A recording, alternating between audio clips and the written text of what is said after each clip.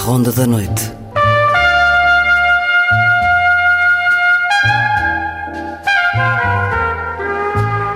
Com Luís Caetano.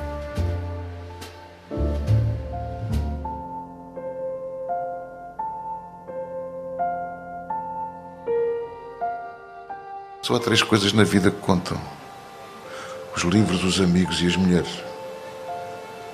Uma dessas 3 coisas fazem-me feliz.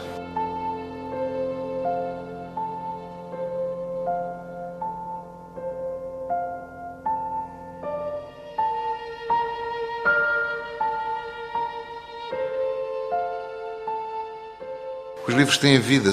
Às vezes à noite apetece-me ir comer qualquer coisa à cozinha e atravesso a casa, não é? No escuro. Estão as estantes com os livros. E os livros estão a dormir, não é? E os livros bons estão fosforescentes a olhar para si com os olhos de pô-lo em questão, a interrogarem-na, a pedirem-lhe contas. O que é que fizeste da tua vida? O que é que consentiste que a vida fez de ti? Questionam-nos. E, por exemplo, eu percebo que o José Rodrigues Santos venda muito, porque assim não há nenhum livro, a gente comprar aquilo tudo, não há nenhum livro a interpelar-nos durante a noite, não é? Agora, os livros do Tolstói interpelam, os livros do Dostoiévski interpelam, os livros do Chekhov interpelam, etc. Os livros bons interpelam-nos, põem-nos em questão, incomodam-nos. E as páginas deles são espelhos onde a gente se vê, não é? Esses são os livros que eu gosto, são aqueles que me inquietam, que foram escritos para mim, que me dão a conhecer a mim mesmo. E, sobretudo, que me dão beleza. E me ajudam a entender o mundo e a mim mesmo e a ter orgulho de ser homem e de estar vivo.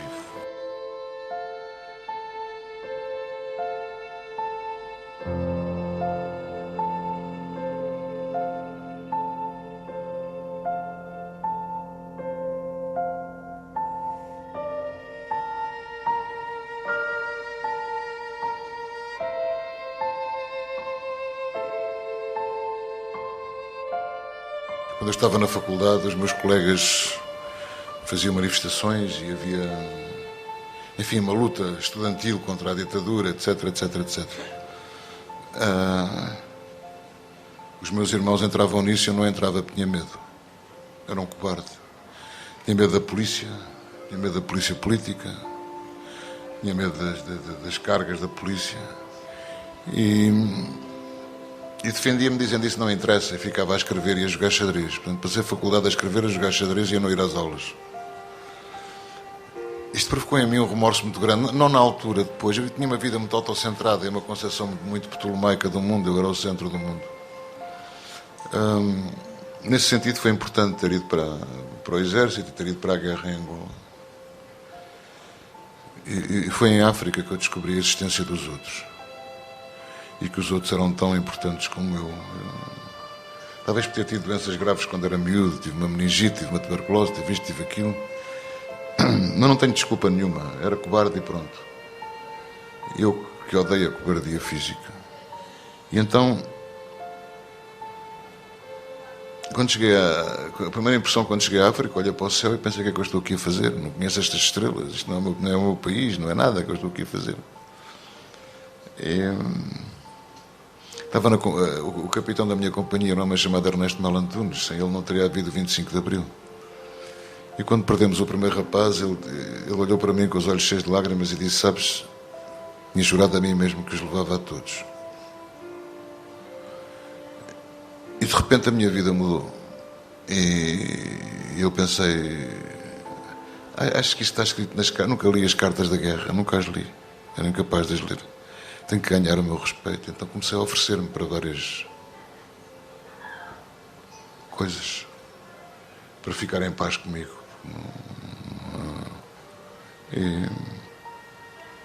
E acho que me portei bem. Uma das coisas que eu mais me orgulho, talvez a coisa mesmo que eu mais me orgulho na minha vida, é ter a amizade e o respeito dos meus soldados.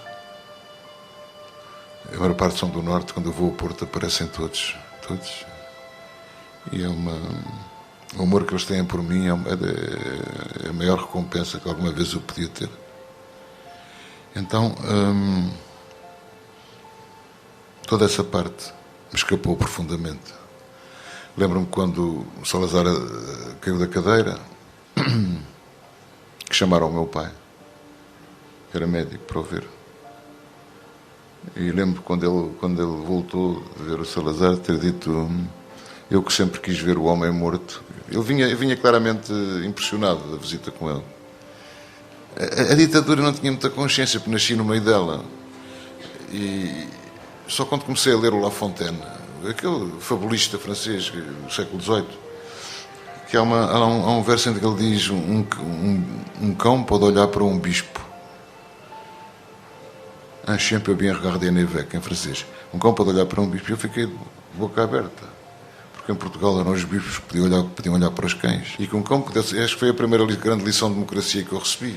Mas, para mim era um bocado confuso, mas fiquei muito espantado. Que é isto, um cão poder olhar para um bispo. Então, muita coisa começou a mudar em mim, até chegar à África, e foi a descoberta total e a rebelião total, etc. Eu corri alguns riscos, porque as cartas que a gente mandava, havia a censura militar, havia a censura política. Eu estava com o Mel Antunes, que tinha sido mandado para Angola como castigo por ter sido o único oficial do quadro permanente de carreira, a concorrer em 69 às eleições pela oposição. Portanto, foi para a África por isso. E tinha constantemente a polícia política que lá estava em cima dele. E, por consequência, também em cima de mim. Em cima de mim e dos outros 3 oficiais que lá estavam. Éramos 4 oficiais. Mas disso me orgulho. Ter mandado manuais do MPLA para cá, etc. Uma série de coisas que para lá fiz, não vale a pena estar a falar agora. Mas, portanto, contudo, o remorso de ter sido cobarde enquanto estudante há de ficar comigo para sempre. E eu não tenho pejo nenhum em dizer que me portei como um cobarde. Porque a coragem não é não ter medo. É não ter medo de ter medo, e eu demorei a perceber isso. Como para escrever, por exemplo. Não imagino o medo que eu tenho de escrever. Eu estava há 5 meses sem escrever, comecei a escrever agora no fim do mês passado, com medo. A mim tenho imenso medo de escrever. Muito medo. Isso não é bom. Isso que eu estou a fazer não presta. Isso não estou a ir mais longe. Isso me estou a repetir. Eu pasmo com a quantidade de livros que se publicam. Eu tinha medo. E continuo a ter medo de escrever. Escrevo, claro. Porque senão, quando não escrevo, a vida fica sem sentido para mim, não é? Mas primeiro escrever é muito difícil. Depois, a experiência com os flutuadores dos hidroaviões não serve para nada quando está no ar, não é? Está sempre a começar, cada livro é um começo. E depois a distância entre aquilo que a gente sonha e aquilo que é capaz de realizar, não é? Como na vida. Como na vida. Então lá vou eu, com medo, claro, a tentar fazer o melhor que posso e sei. Sobre aqueles que fugiram à guerra não vou falar. Como não falo sobre os meus mortos, mas não vou falar. Claro que tenho uma opinião sobre isso, mas não vou falar. Sabe, muitas vezes, não estou a dizer que tenham sido todos, nem tenho esse direito, mas bastantes pessoas que eu conheci fugiam por motivos políticos quando sabiam que estavam mobilizados para sítios maus. Não estou a generalizar, não estou a acusar ninguém. Aquilo metia um cagaço do caraças. E isso aconteceu, mas não queria estender-me muito sobre isso. E é curioso, porque a maior parte por exemplo, o Partido Comunista, os militantes iam todos para a guerra. E eu acho muito bem. Muitas das pessoas que fugiram à guerra e que voltaram muito de esquerda estão agora nos partidos de direita, ou têm pelo menos posições de direita. Não estou a criticar nem a direita, nem a dizer bem da esquerda, embora claro que não seja de direita. Mas o meu avô, o pai do meu pai, de quem herdei o nome, era um salazarista convicto, ultra-reacionário, no entanto era a pessoa mais democrática, mais tolerante que eu conheci. E então eu descobri que a adesão a um partido político é a mesma coisa que a adesão a um clube desportivo. É muito pouco racional.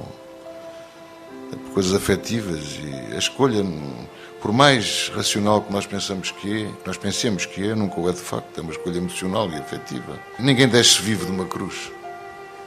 Ninguém. Nem Cristo. Ninguém desce vivo de uma cruz. Eu não conheço... Eu conheço pouco, só conheço os que estavam comigo, não é? Mas depois conheço os paras, as tropas... Quando havia operações maiores, ninguém veio de lá igual.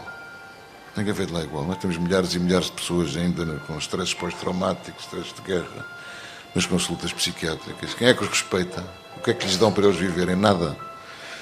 Um soldado meu, corajosíssimo, tipo, dar-lhe uma cruz de guerra, ele merecia 20. Desfez uma emboscada sozinho no alto de um metralhador, está a morrer de fome.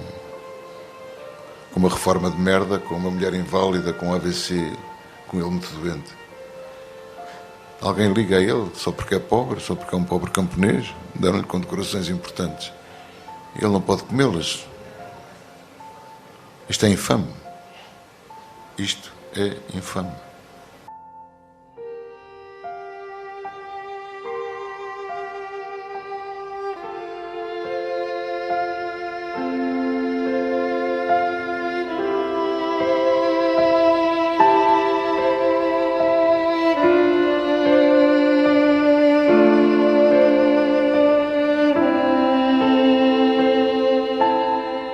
Eu tenho com Deus uma relação demasiado conflituosa para poder escrever sobre ele. Zango-me imensas vezes. Mas passo a vida a zangar-me com ele. Eu tenho um grande amigo que é o Frei Bento Domingos, que é o homem mais feliz que eu conheço. Um dia perguntei-lhe: porquê é que tu és tão feliz? E ele respondeu-me: porque é que eu posso ser a não ser feliz? E estava-lhe a dizer isso: olha, sabes, o teu Deus leva a vida zangado com ele. E ele disse: isso é ótimo, isso é ótimo, isso é ótimo. Mas quando a gente lê os teólogos, por exemplo, aqueles que eu gosto mais, São Tomás de Aquino, Santo Agostinho, por aí fora, é engraçado como a relação deles com Deus é uma relação conflituosa, muitas vezes. Está longe de ser simples, não há uma aceitação passiva de verdades tidas por imutáveis, não é? Deus destina, mas o resto é comigo. Ele está lá para resolver as coisas comigo quando eu morrer. Até lá eu decido como eu entender. E como sempre tive dificuldades com qualquer autoridade, com a família, na faculdade, na tropa, nos empregos que tive, empregos, já trabalhei nos hospitais. Mas sempre tive uma enorme dificuldade. Era preciso que eu respeitasse as pessoas para aceitar a autoridade delas. Há muito poucas pessoas até hoje.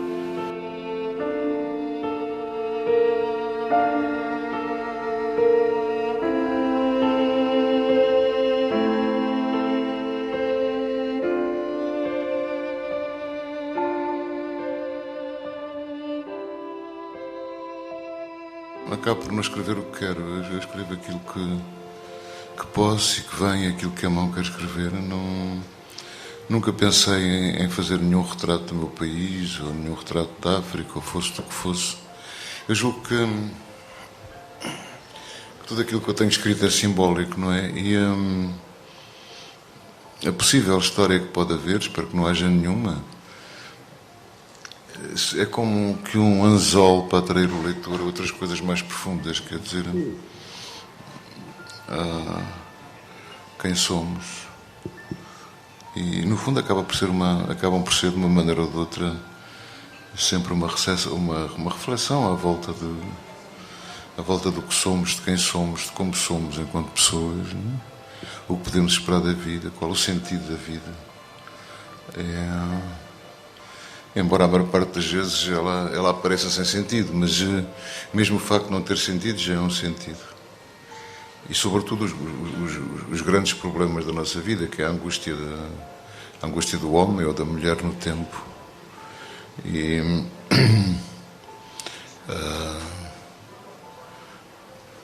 a estranheza e a dificuldade da ideia da morte que está presente em nós desde o nascimento, não é?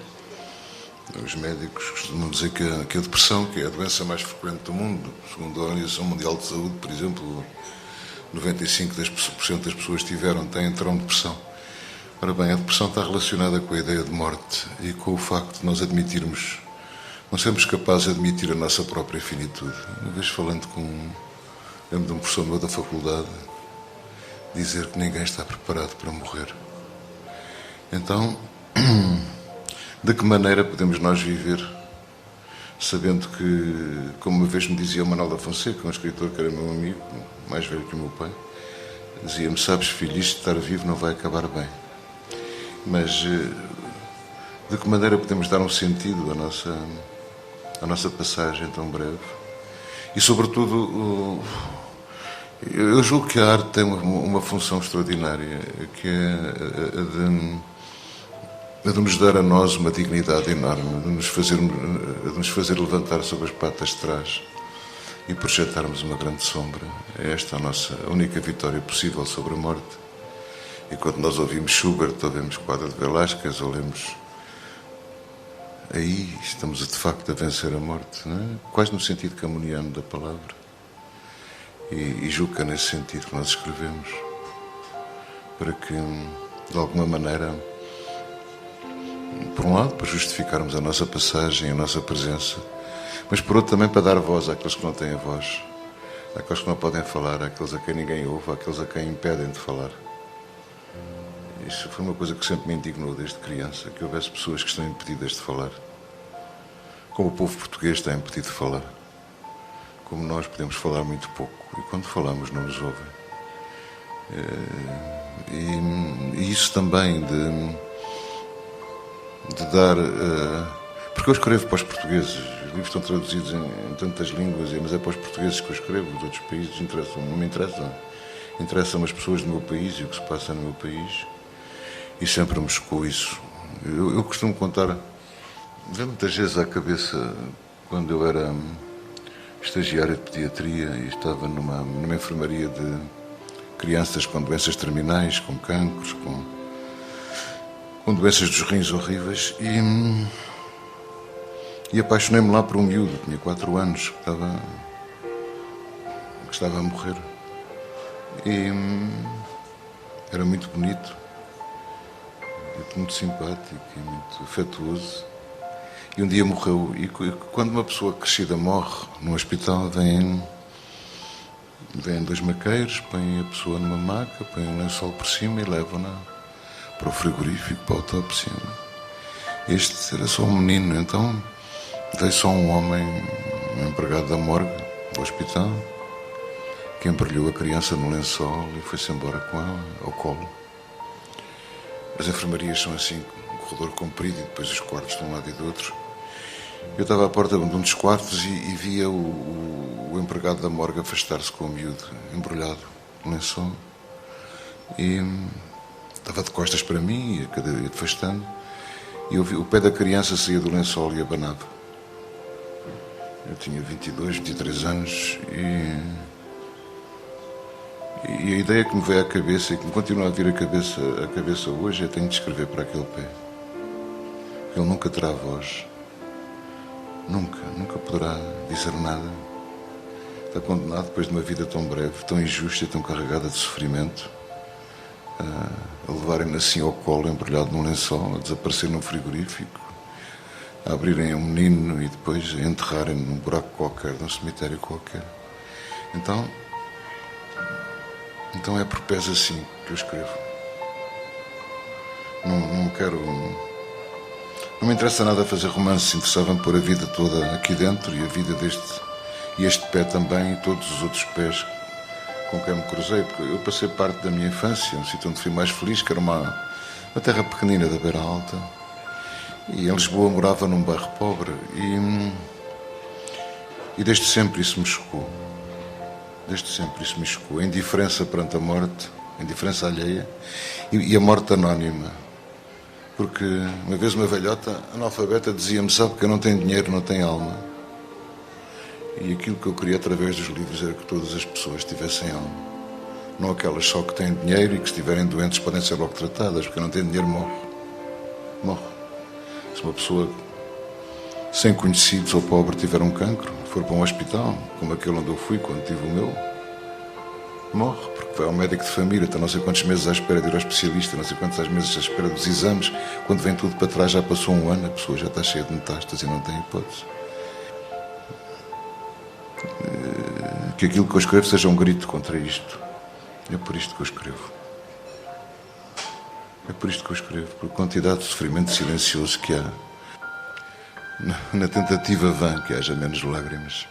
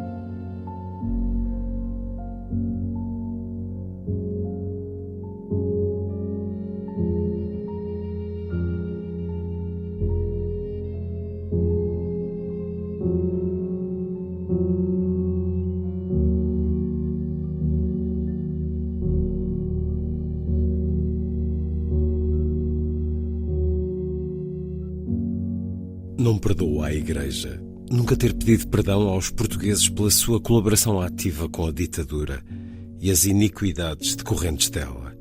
A sua total indulgência, desde a primeira hora, com a injustiça, a crueldade, a desigualdade, a intolerância, os campos de concentração, Tarrafal, São Nicolau, a monstruosa polícia política, a violência da censura, o desprezo pelas mulheres, a guerra colonial, a perseguição aos estudantes, aos operários, aos camponeses, a desavergonhada defesa dos ricos, as missas para as criadas, as homilias em que exortavam à obediência aos patrões, a violência para com os sacerdotes e os bispos que ousaram levantar-se contra o Estado Novo, a forma como abençoaram as centenas de milhares de rapazes mandados para a África combater as aspirações dos povos colonizados, mandando capelães abençoar aquele horror, apoiar aquele horror, santificar aquele horror. Eu estava lá e vi, em nome da luta contra o comunismo ateu, em nome da defesa dos valores cristãos, em nome da tolerância, em nome de Cristo, porque carga de água não tem sequer a simples dignidade de pedir desculpa, porque carga de água finge esquecer-se, porque carga de água este silêncio.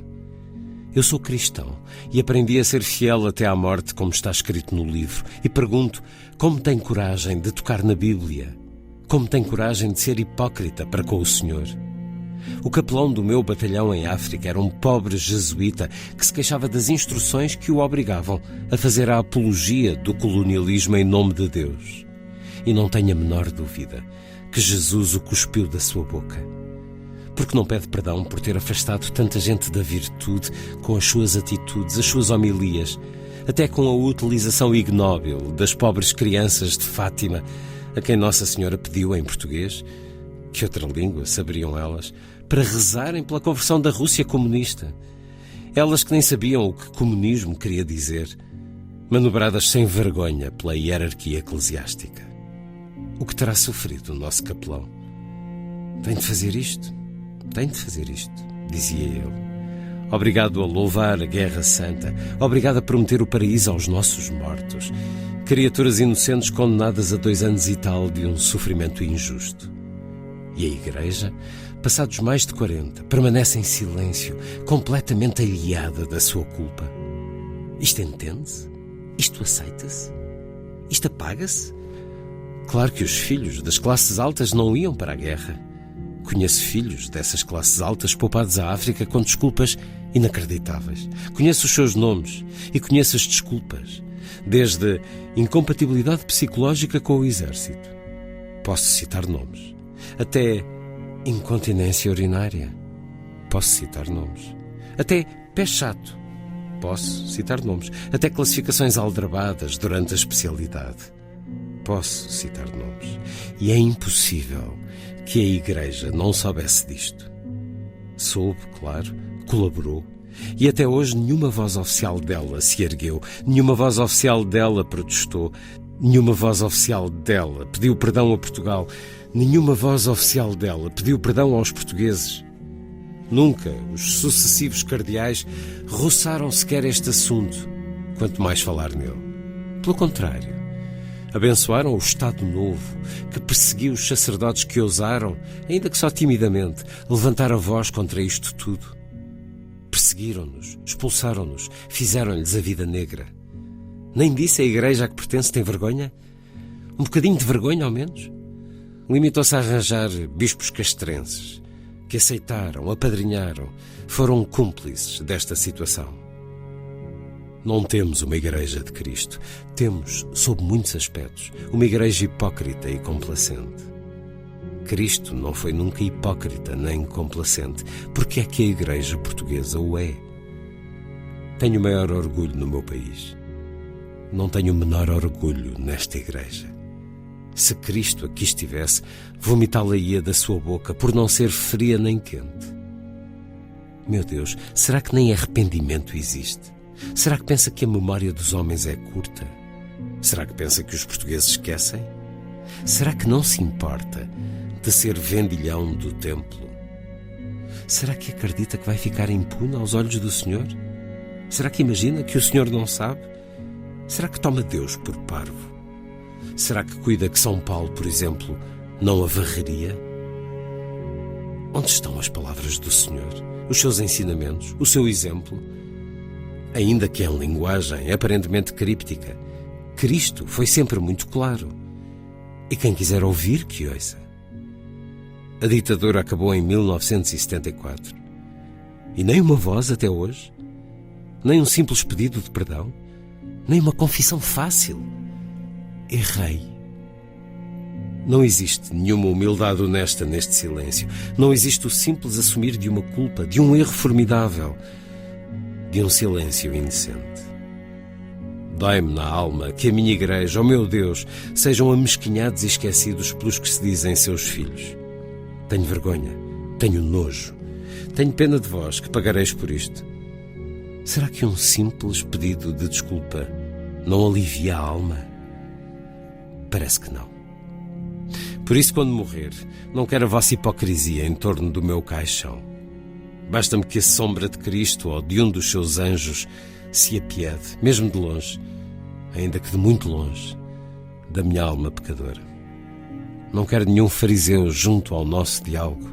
Quereria um homem justo. Um homem justo bastava-me. Onde? Na hierarquia da Igreja, da minha pobre Igreja, ele estará.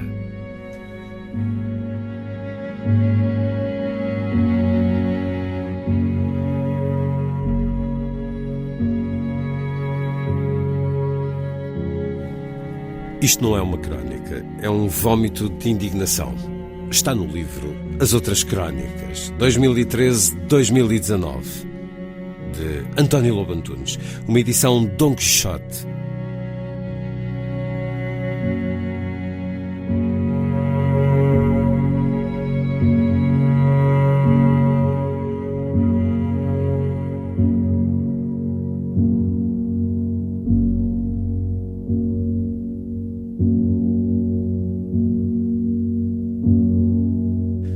As Outras Crónicas, de António Lobo Antunes, o que de mais recente nos deixou, nesse género em que conquistou tantos leitores mais, António Lobo Antunes, um escritor no seu labirinto, o labirinto da escrita, tomando por casa abrigo da terrível ideia da morte contra a qual sempre escreveu. Em 2017, a Sociedade Portuguesa de Autores atribuiu a António Lobo Antunes o prémio Vida e Obra. Escutemo-lo no momento em que o recebe das mãos de José Jorge Letria. Nunca fui capaz de distinguir bem a minha vida da minha obra, não sendo a vida começa, a obra acaba, a obra começa, a vida acaba, sempre vivi Desde que me conheço, desde que a minha mãe me ensinou a ler e a escrever, quando tinha 4 anos, e eu comecei logo a escrever romances de 2 páginas, sempre era a única coisa que dava sentido à minha vida. Éramos muitos irmãos, mas a comunicação era estranha entre nós. Era uma família estranha, onde não se criticava, não se falava de nada pessoal, não se elogiava. Uma vez eu tive eu tinha colegas no liceu que, quando tinha uma nota boa, o pai dava-lhes dinheiro, umas coroazinhas. E eu, uma vez, tive um muito bom, coisa nova e rara em mim, e fui ter com o meu pai todo esperançado. Disse: pai, agora não me dá nada. E ele respondeu-me: só quando estiveres um bestial. E como infelizmente nunca tive nenhum bestial, nunca recebi nada. Quem se aproximava do bestial eram os meus irmãos, enquanto eu escrevia. Por exemplo, eu matriculei-me em medicina, tinha 16 anos, era um miúdo, nunca tinha visto um cadáver. E quando via a sala do teatro anatómico, eu pensava: eu não sou capaz de entrar ali, nem de olhar. Nunca tinha visto uma mulher nua, nunca tinha visto cadáveres ali nus, estendidos. E quis ir-me embora e fugir. E então tive 3 anos no primeiro ano, disse ao meu pai: eu não vou estudar. Não vou estudar porque fui pesar a anatomia na balança da cozinha da mãe, e só a anatomia pesa 5,4 kg. Eu recuso-me a decorar 5,4 kg e não vou estudar. Estive 3 anos no primeiro ano sem fazer exames, numa guerra com o meu pai, que ele ganhou, e que a minha mãe resolveu de uma maneira, com uma maldade subtil, dizendo: se fizeres as cadeiras todas, dou-te a carta de condução. Este tipo de chantagem, que devia ser punível criminalmente, fez com que eu passasse a fazer tudo na primeira época, o que era ótimo, porque me dava as férias para escrever. Mas mesmo assim era um bocado um tormento para os meus pais, porque em vez de ir para a praia ou de sair, eu ficava a fazer redações. E o meu pai dizia: olha, por que é que pensas que vais ganhar dinheiro? Eles estavam a ver o meu futuro a vender pensos rápidos nas pastelarias e bordas de água. E bom, acabei por ter uma carreira hospitalar, gostei de ser médico. E é engraçado, porque um chefe de serviço tem uma reforma de 2.000 e tal euros, o que dá vontade de rir. Quer dizer, afinal é possível viver dos livros, pelo menos no meu caso, porque sou bem pago. E a gente tinha vontade de dizer isso à minha mãe, se ela cá estivesse: está a ver, se eu tivesse sido só médica, que andava agora a vender pensos rápidos. Hoje, antes de ir para aqui, almocei num restaurantezito onde costumo almoçar, e onde está um homem sempre sozinho, que é o Sr. Barata. Aqui há uns 4, 5 meses, nem tanto, não sei. O Sr. Barata veio ter comigo e começou a falar comigo, e tinha lido os livros, e então o Sr. Barata era tipógrafo. E falámos um bocado, fazia-me perguntas, eu respondia, e ele disse-me: afinal, toda a gente conhece o António Lobo Antunes, menos o António Lobo Antunes. Eu pensei que aquele homem, de facto, era muito inteligente. Bom, o Sr. Barata tem um cancro. Não o esconde e está a ver neste momento. Porque eu disse-lhe: Sr. Barata, logo à noite vá à televisão e quando me for embora faço-lhe adeus. E foi extraordinária a mudança da cara dele. Aquele homem que tem um pulmão destruído e que o outro não está bem, ficou tão feliz. De repente não tinha rugas, de repente era um miúdo de 20 anos. Ficou tão feliz por isso. Sr. Barata, isto agora é para o Sr. Barata, só desculpa. Sr. Barata, estou na televisão, tinha-lhe prometido hoje à hora do almoço que ia dizer adeus, é o que vou fazer. Mas o senhor tem que me prometer uma coisa. Lembre-se que na tropa, conforme me contou, nem sequer andou na guerra, enquanto eu andei ali nas terras do fim do mundo, sabe Deus de que maneira. Portanto, teve muito mais sorte que eu. E agora vou-lhe falar de oficial para soldado. Livre-se. Livre-se de não vencer essa puta, porque é o que o cancro é. Livre-se. E como lhe prometi, vou-lhe dizer adeus.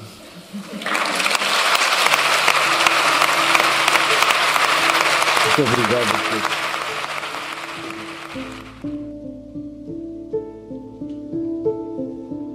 Claro que a casa, para chamar casa a uma espécie de barraco, de certeza que não existe já. Existem quanto muito, isto sou eu a imaginar, telhas quebradas e tijolos no chão, a hortazita substituída por caniços e espinhos, o muro de pedra vã meio caído e depois piteiras, e o mar lá embaixo, tão estranho de noite. Uma ausência apenas com luzes de barcos ao longe, suspensas do nada, e a certeza de me bastar estender a mão para agarrá-las.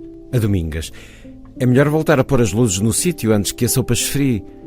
Espantava-me que os meus dedos chegassem secos da água.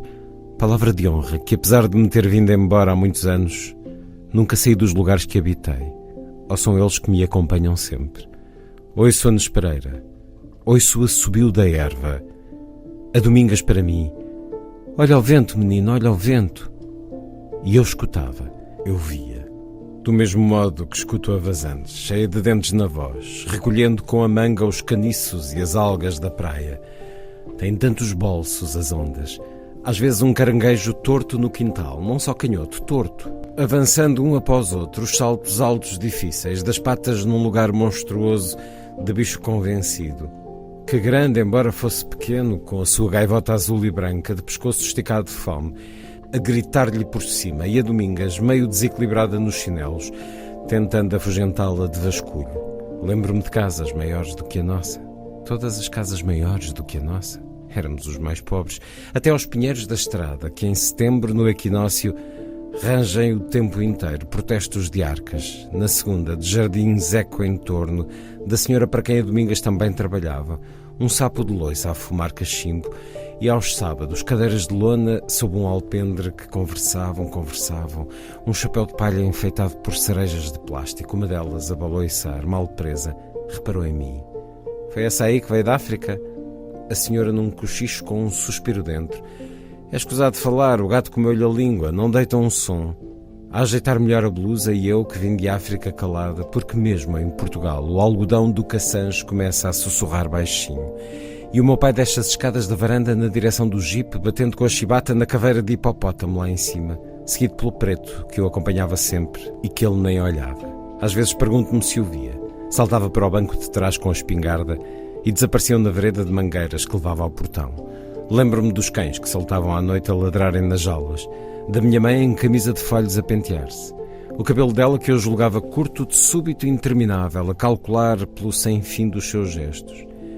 As colinas brancas em torno, onde às vezes centenas de mandris a seguirem-nos, de pupilas quase unidas, poisadas nos focinhos, e o cheiro da terra, sobretudo o cheiro da terra. Não me interessa o do mar, que é um rio só com uma margem, e entristece-me ver árvores plantadas na água sem pássaros nos galhos, de coração tão rápido a pulsar no pescoço. A Domingas, quando voltarmos a Angola.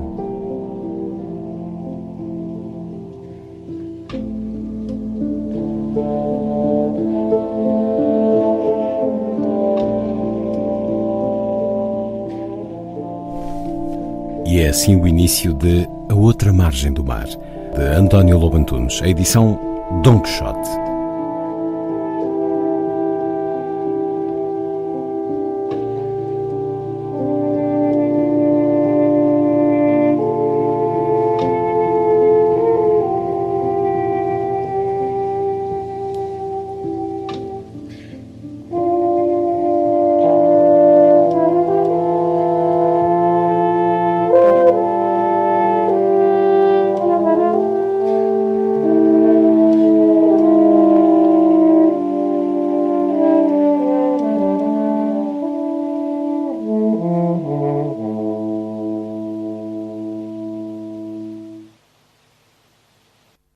António Lobo Antunes, a concluir o colóquio 40 anos de vida literária na Fundação Carlos de Gulbenkian, foi em 2019.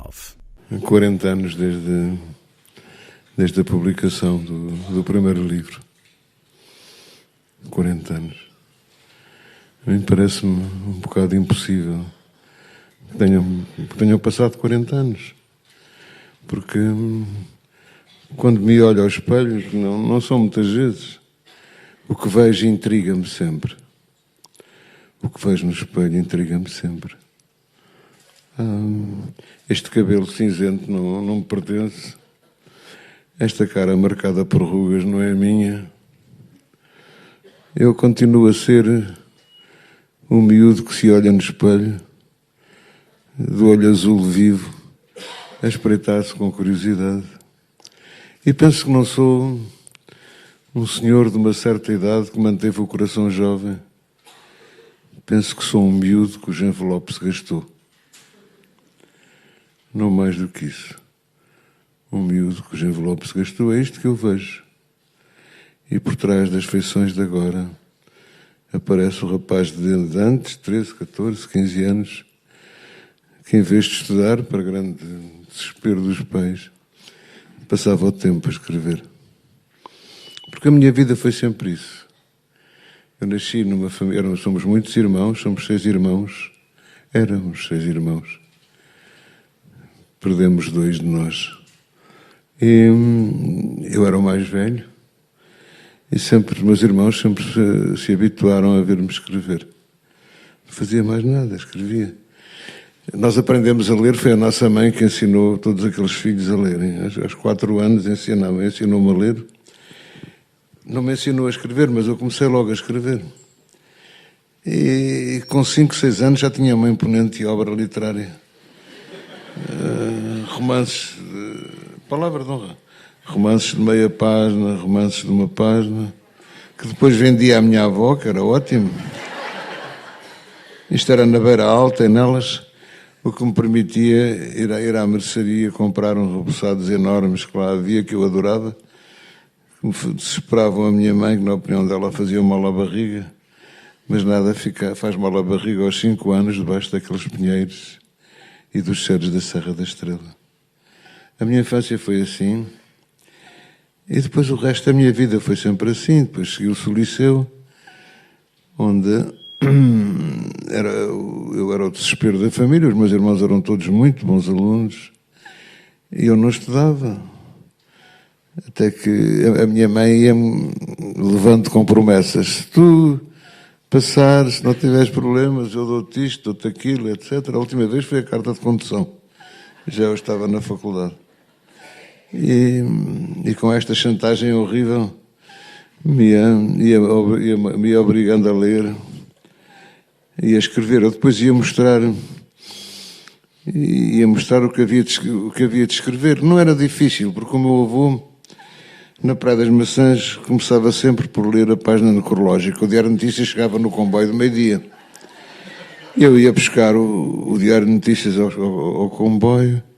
Chegava, o meu avô abria na página da necrologia e começava a rir-se.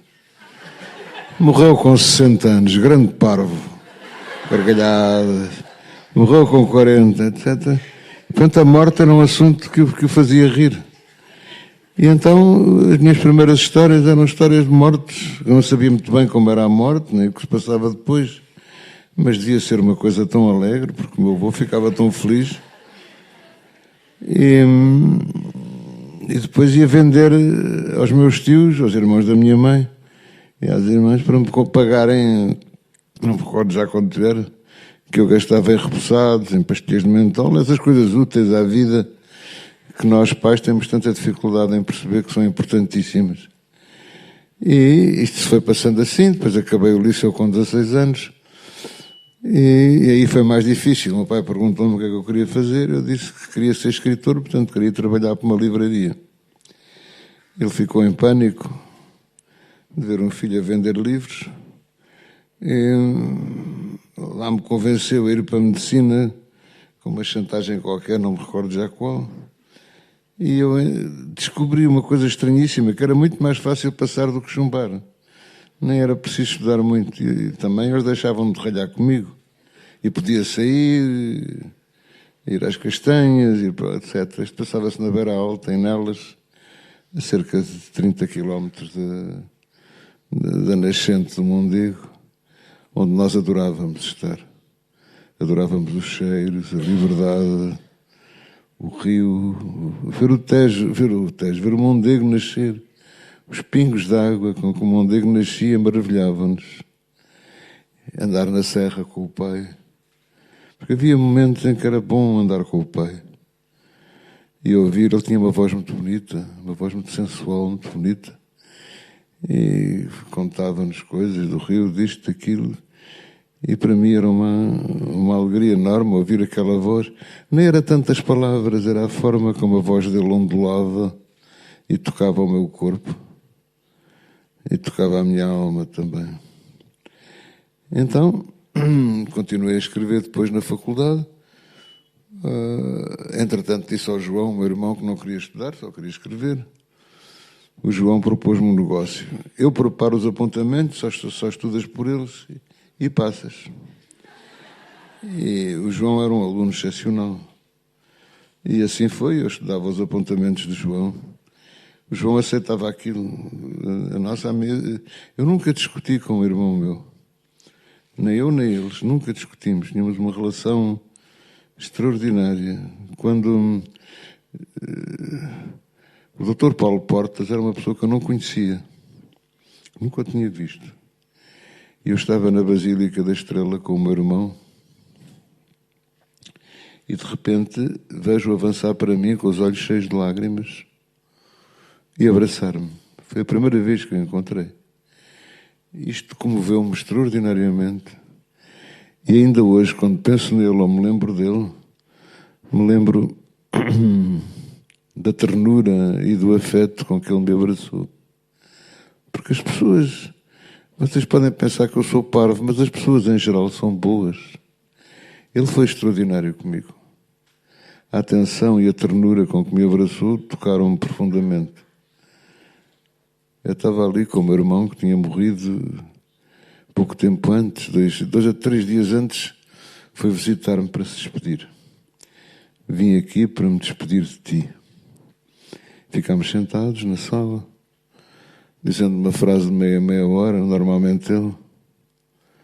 Depois levantou-se para se ir embora, fui com ele lá abaixo, até ao táxi. E pela primeira vez vi lágrimas na cara dele. Era um homem de uma grande coragem, meu irmão. Os olhos cheios de lágrimas, abraça-me e depois disse-me: não digas a ninguém que me viste chorar. E foi a primeira vez que vi chorar, a única que vi chorar. E morreu com a dignidade com que morreram outros amigos meus. Estava lá o Ernesto Melantunes, por exemplo, que morreu com uma coragem e uma elegância extraordinária. Porque isso é uma das coisas que me impressiona mais na coragem e a elegância. Eu vi o espetáculo da cobardia em África, é nojento. Vi um oficial espojar-se debaixo de uma caminhoneta com medo de um ataque. O espetáculo da cobardia física é nojenta. E o meu irmão comportou-se com uma dignidade e uma coragem, a mesma dignidade e a mesma coragem com que vi os nossos soldados em África. Tenho o maior respeito pelos militares por causa disso, para além de ser neto. Os meus 2 avós eram oficiais do Exército, 2 dos meus bisavós também. E então havia um lado castrense em mim, inevitável, porque eram pessoas profundamente boas, profundamente generosas. Um deles era brasileiro. E, por exemplo, foi com ele que aprendi a divisão dos povos da América, países que havia no continente americano, que era, ele dizia: toma atenção, filho. Como é que era? Agora veio-me uma branca, vão ter que esperar um segundo. Canadá, Equador, Peru, Habana e México. Esta classificação dos países americanos sempre me pareceu magnífica. Canadá, Equador, Peru, Habana e México. Ou então, por exemplo, ele era brasileiro, porque a família dele era judia. e foram para o Brasil no século XVI. E dizia-me versos que diziam lá no Brasil, por exemplo: um brasileiro muito rico, querendo espantar o mundo, mandou fazer um pinico com uma paisagem no fundo. Diz-lhe um amigo: que louco, para que queres isso tu? Ah, para alegrar um pouco o triste olho do cu. Isto fazia com que as minhas tias fizessem imensas caretas, porque o pai, o avô, o Visconde, falava assim e eu adorava. Adorava que ele me falasse assim. Depois levou-me a Pádua a fazer a primeira comunhão por me chamar António, no túmulo de Santo António, e por não ter morrido com uma meningite. Eu era o neto mais velho, era o futuro Visconde e tal, então chamava-me António, e por causa disso, e eu não morri. O meu avô fez uma promessa a Santo António. Então foi miraculoso. Vejam como isto era muito melhor do que ser escritor. Aos 7 anos levou-me a Pádua a fazer a primeira comunhão na igreja de Santo António. Mandou-me pôr a mão no túmulo depois da comunhão. Eu pus, olhei para a cara dele, era um homem muito moreno, e a cara dele, pela primeira vez na vida, estava cheia de lágrimas. E sentir a mão dele no meu ombro e o abraço dele, é tão bom a ternura de um homem, para um homem como eu, é tão bom. E a ausência de vergonha, a facilidade com que ele dizia gosto de ti. O que eu lhe agradeço ele ter-me dito isso. Mesmo com as perguntas, só ficava aflito com perguntas difíceis. Eu tinha ouvido umas palavras na rua que não percebi o que eram, e perguntei: avô, o que é um paneleiro? Tinha ouvido a palavra. Isto foi uma complicação. Ele ficou em silêncio para aí 2 minutos e depois conseguiu explicar-me sem me escandalizar. Sem me escandalizar. Como me introduziu no sexo sem me escandalizar. Nós vivíamos numa casa que tinha um jardim, um quintal, com criadas, como se dizia na altura. E eu era miúdo, só éramos rapazes, todos. Nós nascemos com muito pouco tempo de intervalo. E uma vez vi uma empregada a fazer xixi. E aquilo fez-me uma aflição enorme, não compreendi nada. Ela estava de cócoras a fazer xixi. E à hora de jantar, à mesa, perguntei aos meus pais: oh mãe, oh pai, porquê é que os homens fazem por um tubinho e as meninas por um buraquinho e as criadas por uma escova? Eu não... E eles conseguiram explicar isto sem magoar a criança que eu era, sem a espantarem, de uma forma completamente normal. Isso, entre muitas outras coisas, devo aos meus pais. A honestidade, a coragem. Não eram muito demonstrativos, não havia grandes cenas de beijos, ternura, de abraços, que me fazia imensa falta. E às vezes ia à casa da minha avó, da mãe do meu pai, a dizer: venha aqui para me fazer festas. E punha a cabeça no colo dela para lhe sentir os dedos no cabelo. Nunca voltei a sentir dedos tão bons no cabelo como os dela. Então, foi isso que eu passei a fazer, a escrever estas coisas. Estas não, outras, coisas que me apareciam, os livros que ia lendo, etc. E isto era uma inquietação grande para os meus pais, que tinha...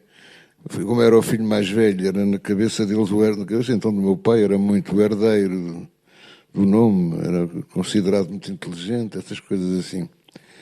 E um miúdo que está sempre a ler em vez de estudar, para ele era uma inquietação muito grande.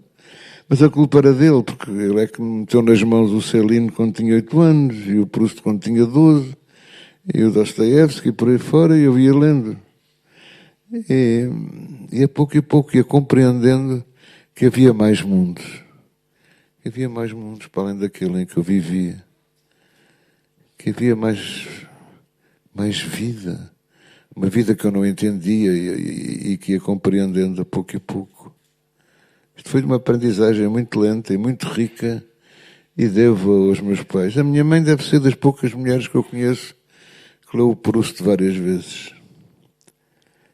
E liam muito, estou a vê-la a ler os russos em francês, liam muito e estimulavam aquilo nos filhos. Quando nós estávamos, um estava doente, estavam todos doentes, todos com papeira, todos com gripe, todos com... E ele sentava-se na cama de um de nós e começava a ler em voz alta.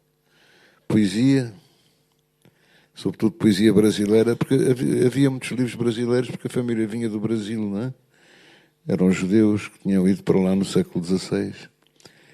E todos os poetas brasileiros, os romancistas do século XIX, etc. Tudo isso foi entrando em nós e começou a fazer parte da nossa vida e a ser muito importante para os meus irmãos e para mim. E da mesma maneira que eu era o mais velho, isso era respeitado por todos. Eu era o mais velho, era o Visconde, como eles me chamavam. Porque o fundador desta dinastia é muito curioso. Era um senhor Antunes, meu tetravô, que morava na Póvoa de Lanhoso com os pais, eram muito, muito pobres. E o pai dele, porque o miúdo estava a morrer à fome, numa aldeia perto da Póvoa de Lanhoso, meteu num barco com 6 anos para o Brasil, sozinho. A criança foi assim para o Brasil e acabou rico e farto de dias e feito Visconde.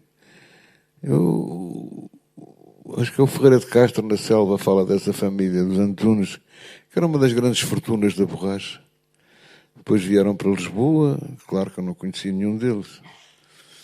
Mas fui à Póvoa de Lanhoso e comoveu-me tanto chegar às 6 da manhã, quando não havia ninguém na Póvoa de Lanhoso, e andar a passear nas ruas, a pensar, eu venho daqui, porque o meu tetravô está lá enterrado. E foi bom ter tido a família pelo mundo dividida. A do meu pai, a da minha mãe.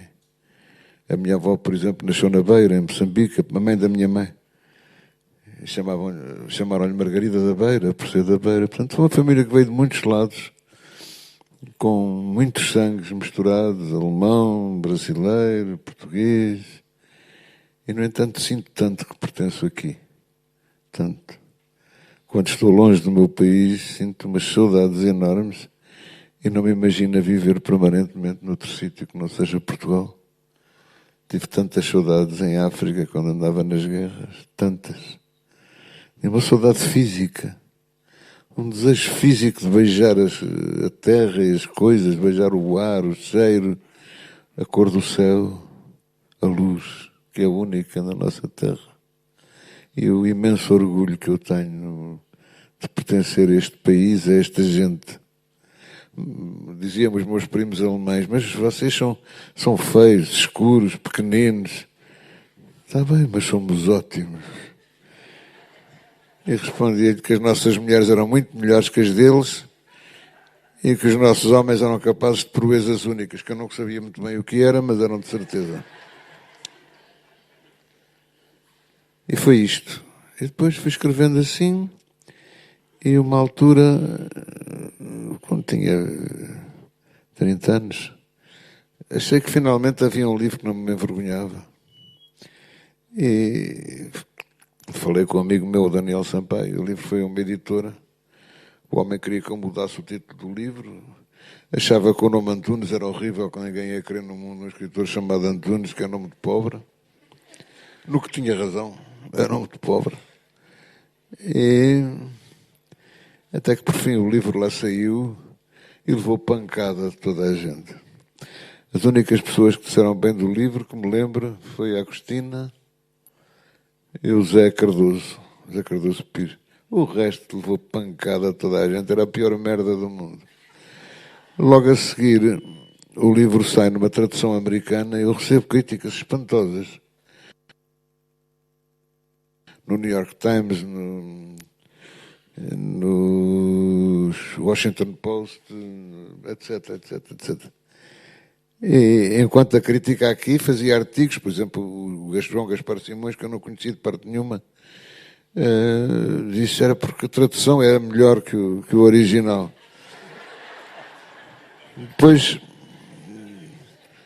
vi o Dr. Gaspar Simões, quando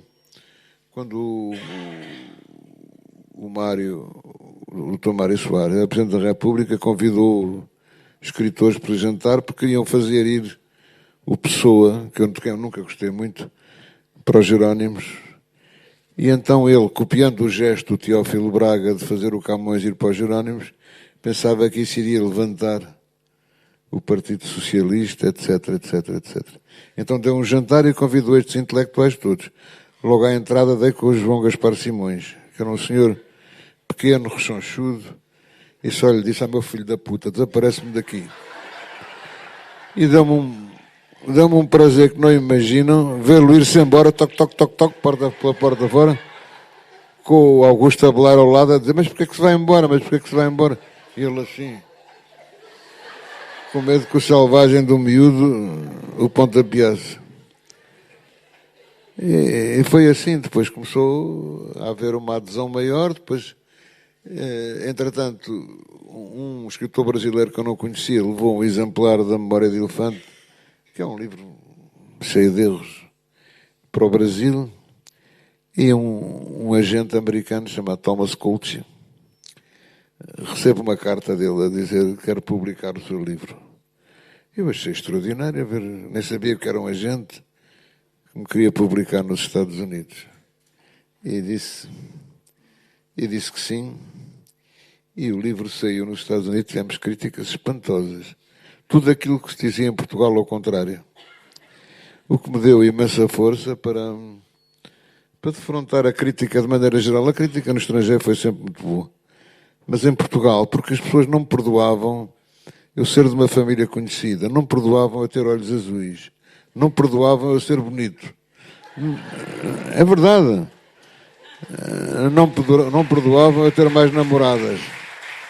É verdade. Depois não perdoam. Não perdoam a beleza, como não perdoam a inteligência, como não perdoam o talento.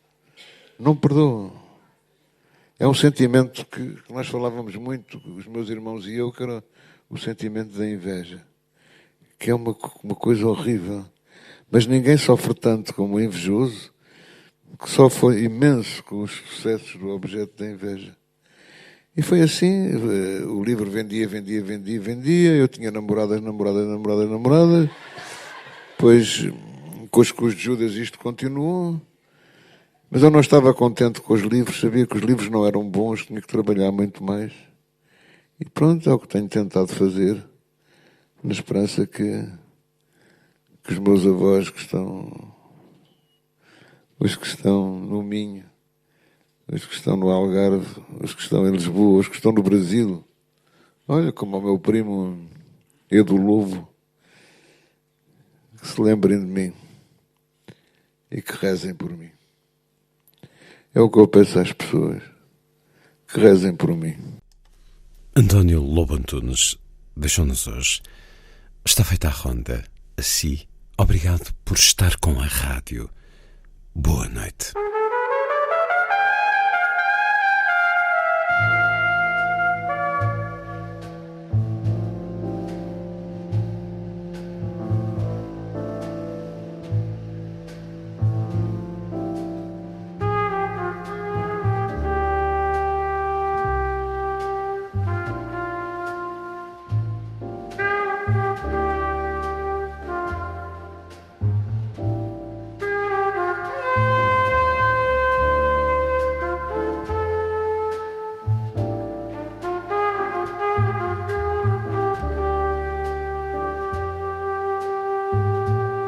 A Ronda da Noite.